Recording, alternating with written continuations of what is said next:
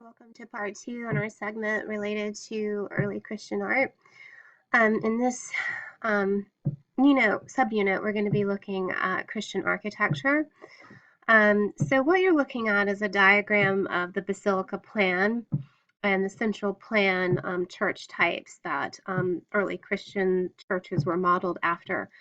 Now remember, the Basilica-plan is actually a form of Roman architecture. It was used for administrative functions. The Christians end up borrowing the plan and adapting it to more of a church floor plan later on. So when Constantine issued the Edict of Milan in 313, granting all people in the Roman Empire freedom to worship whatever god they wished, early Christian architecture moves into a new phase. So instead of the catacombs, we see architecture above ground. We see Christians exploring and adapting pre-existing forms. Two plans of churches start to emerge, the Basilica plan and the Central Church plan. And yes, you are going to have to know these terms. That's why I was really adamant about you guys understanding the Greek temple, because some of those are similar. So we're going to look at a very famous basilica plan. We're going to take a look briefly at Old St. Peter's, Rome. This is the Old St. Peter's. It really doesn't exist anymore. In creating these churches, Constantine and his architects confronted a major challenge. What should be the physical form of the church? Clearly, the traditional form of the Roman temple would be inappropriate, both from association with pagan cults, but also from the differences in function. Temples served as treasuries and dwellings for the cult.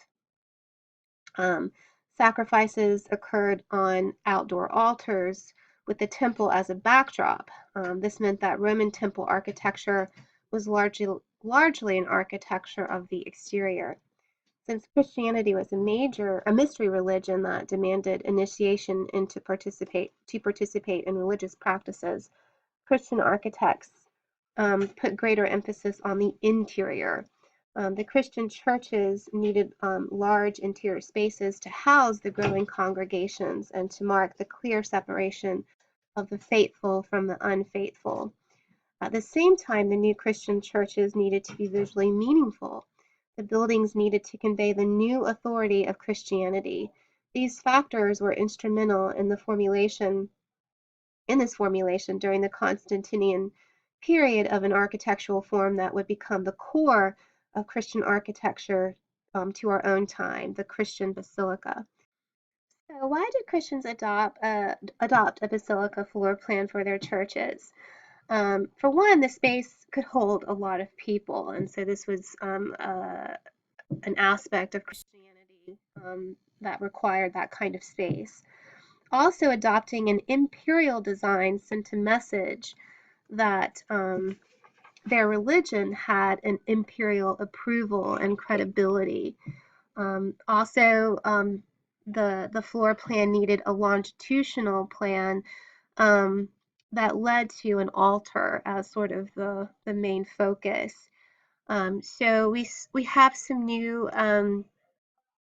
architectural terms that you need to know, the nave and apse. We talked a little bit about the apse when we were looking at the Roman basilica, the Basilica of Ulpa, when we were looking at Trajan's Forum. And so the nave and the apse served this purpose well. Christian architects added a transept, which was a hall perpendicular to the main hall, which you see here. This would become an established feature in Christian churches because it transformed the rectangular space building into a cross. So now you have your symbolic and visual meaning sort of infusing together. Constantine ordered the construction of a large new basilican church to mark the place where Christians believed St. Peter was buried. So again, most of these churches were built on sites of martyrs. Our knowledge of what is known called Old St. Peter's. The Old St. Peter's was destroyed and replaced by a new building in the 16th century. And so what we see or what we know about it today is based on written descriptions and drawings, as well as the study of other churches inspired by it. The structure included architectural elements and an arrangement that has characterized Christian basilica churches ever since. An atrium or courtyard in front of the basilica, and a narthex across its width, providing a place for people who had not yet been baptized. 5 doorways, a large central portal into the naves, and 2 portals on each side gave access to the church. And so we have here are the different parts. So here you have the apse. This is where the altar would be. The transept is here. That's what sort of turns the rectangular shape into a cross. The nave, is a sort of central aisle. Well, it's the central floor space, and then we have aisles, these sort of colonnades. Sometimes there's a double aisle that's created. And then the atrium over here. And again, this is a reference back to Greek architecture. And here it is in a three-dimensional form as well. So this is a reconstructed drawing of what the interior might have looked like. We see columns supporting an entablature that lined the nave. So again, this is the nave, this area. There we are in the apse. And then here is the colonnade or columns that create the aisles. Running parallel to the nave, there's a colonnade on each side with another row of columns that created a double aisle. So you can see that here when we go back to this floor plan.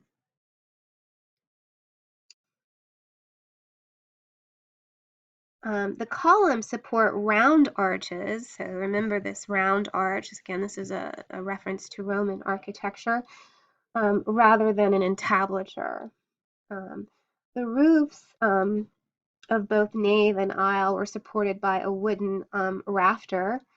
You can see that represented here. And at the apse, now adapted to be an altar, and this was located at the end of the church.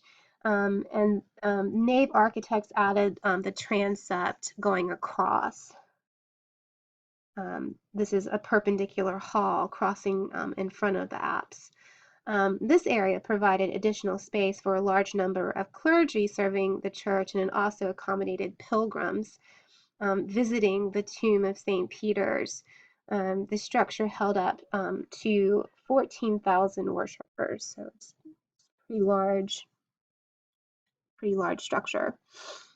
The interior incorporated paintings of scenes from both the Old and New Testament. On the right side of the interior were scenes from the Old Testament, and on the left were correlating scenes from the New Testament. So again, you have this notion of prefiguration that we saw earlier in the catacombs, in early Christian catacombs. That we're going to see in terms of the emphasis on church architecture, where we talked about Roman and Greek architecture maybe having an emphasis more on the exterior. With churches, it's going to be an emphasis on the decorative program in the interior, are these beautiful mosaics that they use to sort of decorate the interior of Christian churches. By the 3rd century, mosaics depicting Christian content were being used in tombs, like we see here. This is St. Peter's necropolis. And if we look at it, it's a representation of Christ, but hopefully it reminds you of another god or figure from Greek and Roman times, perhaps Apollo, the sun god. And so we really can see how Christians are still struggling to figure out their own Christian iconography. This image of Christ is clearly based on the Greco-Roman god Apollo, the sun god. Christians did not know what Jesus looked like, and so Jesus was often described as the light of the world. So in John 8:12, Jesus spoke to the people once more and said, I am the light of the world. So it makes sense for Christians to adopt a familiar Roman symbol like Apollo. And so we see that happening. We also see grapevines surrounding the figure of Christ. And this is meant to reference the wine taken during the communion of Christ. Again, it's sort of, you know, also, if, to a non-Christian, it just, looks, kind of like a quaint, like foliage and leaves. But definitely you can see, these earlier representations of Christ really are based on, the pagan gods, in particular Apollo.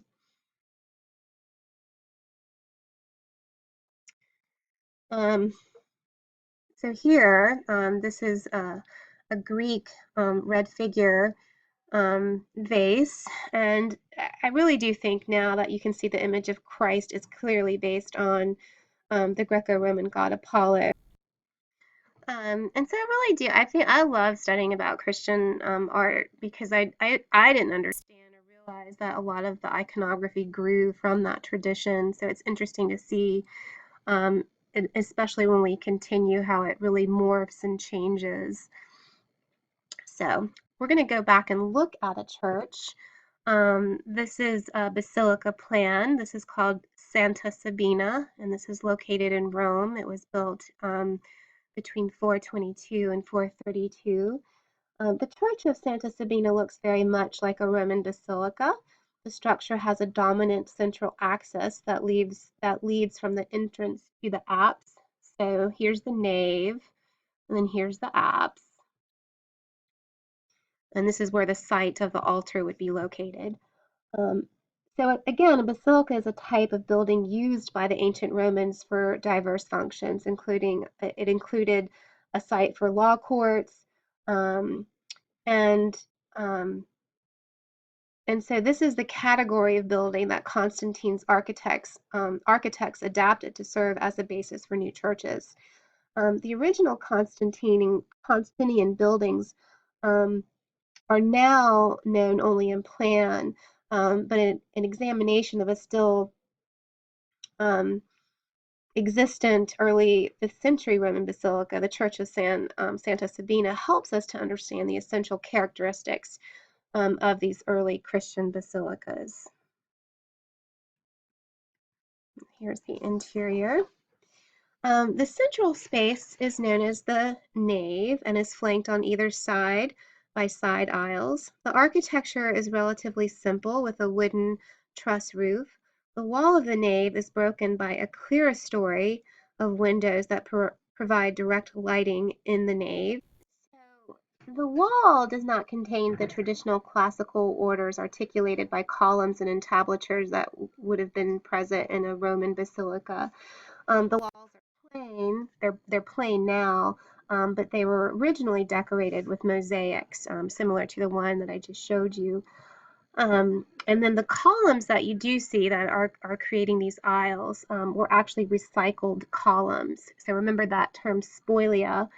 And these were recycled from a Roman basilica. And so they actually are Corinthian columns because they have that the acanthus leaves.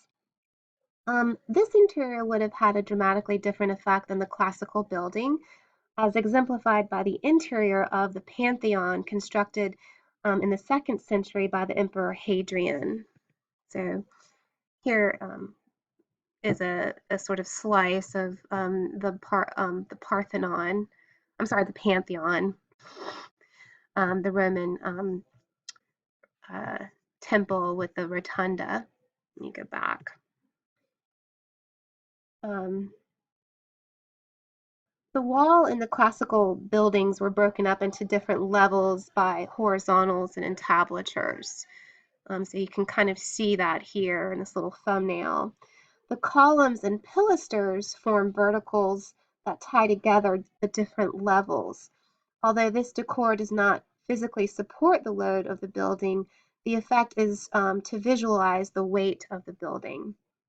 The thickness of the classical decor adds a solidness to the building. In marked contrast, the nave wall of Santa Sabina has little sense of weight. The architect was particularly aware of the light effects in an interior space like this.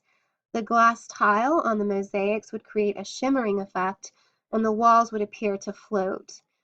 Light would have been understood as a symbol of divinity. Light was also the symbol for Christ. The emphasis in this architecture is one that really is trying to rely on spiritual effect and not necessarily a physical effect.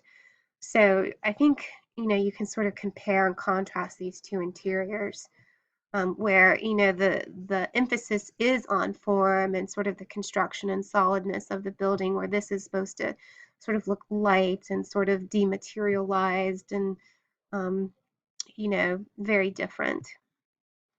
Here's another view. And again, these are the walls, but if you can imagine, so they're plain now, but these would have all been decorated with these beautiful mosaics. See if you can imagine the light coming in from the clear story, sort of reflecting. It must have been extremely magical to look at. So the effect was meant to be very opulent, and this is a description done by a Spanish pilgrim, and he says the decorations are too marvelous for words. All you can see is gold, jewels, and silk. You simply cannot imagine the number of sheer weight of the candles, tapers, lamps, and everything else they used for the services.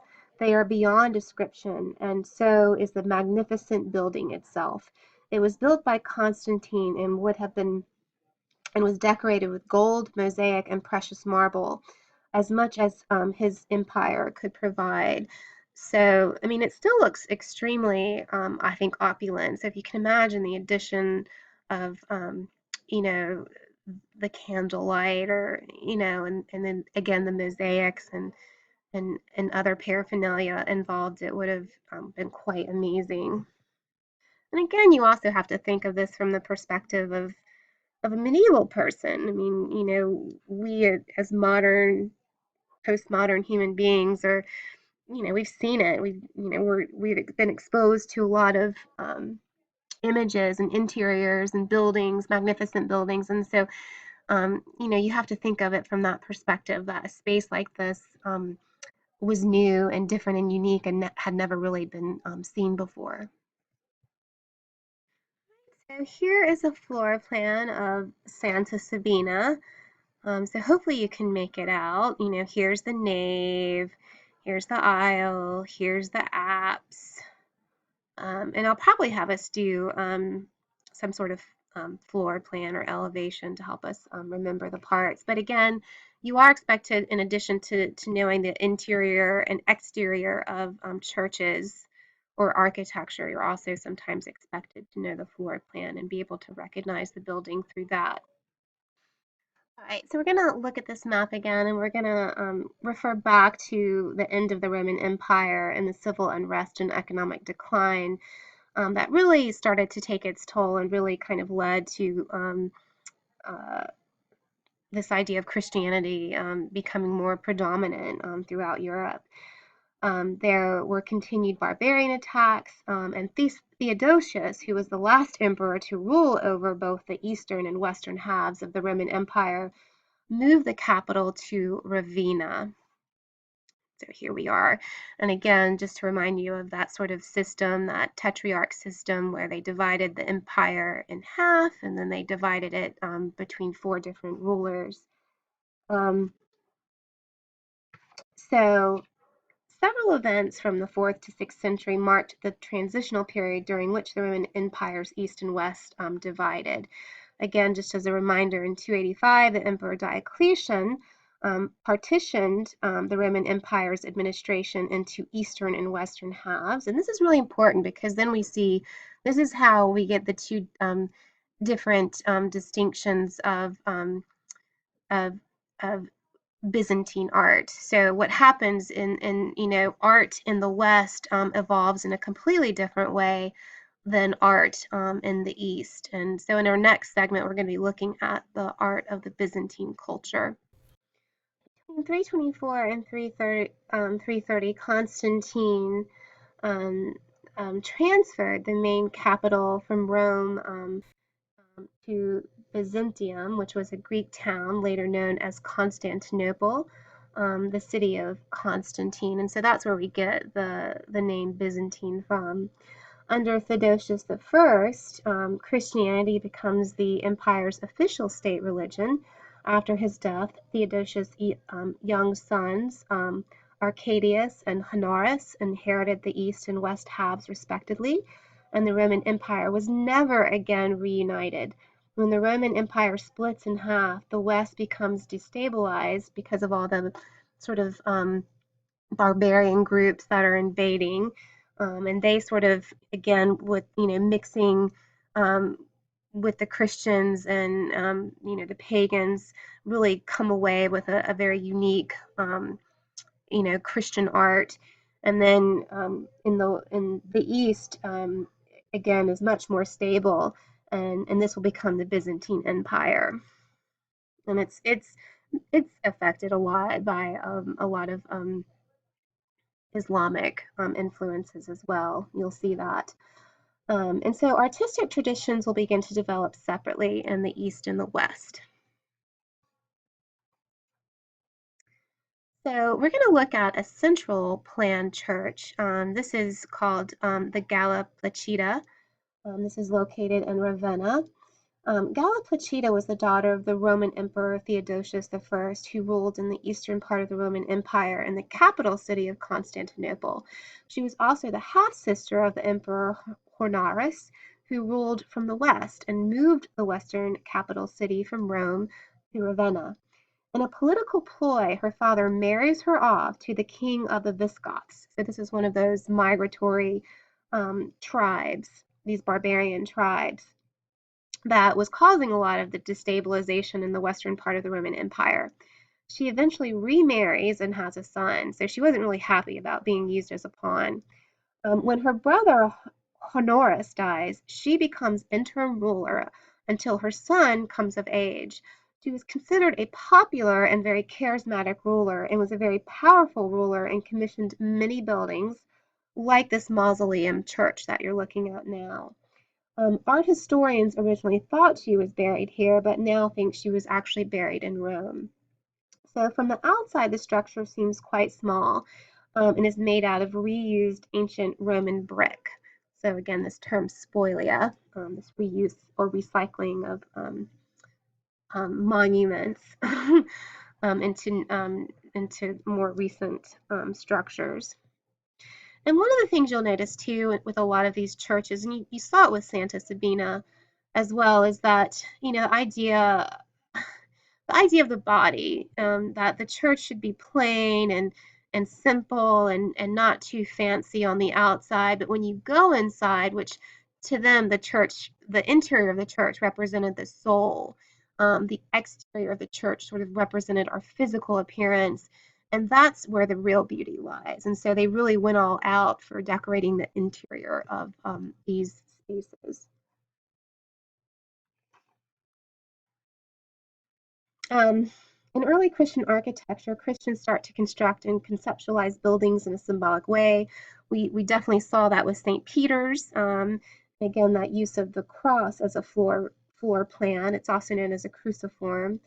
And Galla Placida is based on a Greek cross plan with 4 equal arms. So this is St. Peter's, and this is what Galla Placida, and we'll look at some of these other ones later. I wanted to show this to you because it has really extraordinary, beautiful mosaics and gives you an idea of what the mosaics would have looked like at Santa Sabina. The exteriors of many early Christian churches were meant to be humble, like the human body. The interiors, however, were quite sumptuous and radiant, and they were supposed to represent the human soul. The interior of Galla Placida is very small, and each arm of the structure is covered by a barrel vault, which is decorated with beautiful mosaics done with glass tesserae. These tesserae did not lay flat against the surface, but were slightly raised so that they would catch the light. Again, this mixture of light and mosaic sort of creating this very light, dematerialized sort of space. Marble was used on the floor and the lower part of the interior. And so something that you'll start to see with these churches is they'll use marble, and then as they move towards the upper portion of the church becomes more intricate with the mosaics and the use of light. And so it's this sort of symbolic reference from the earth moving up towards heaven in a visual way. So this is a mosaic. This is it's in the form of a lunette.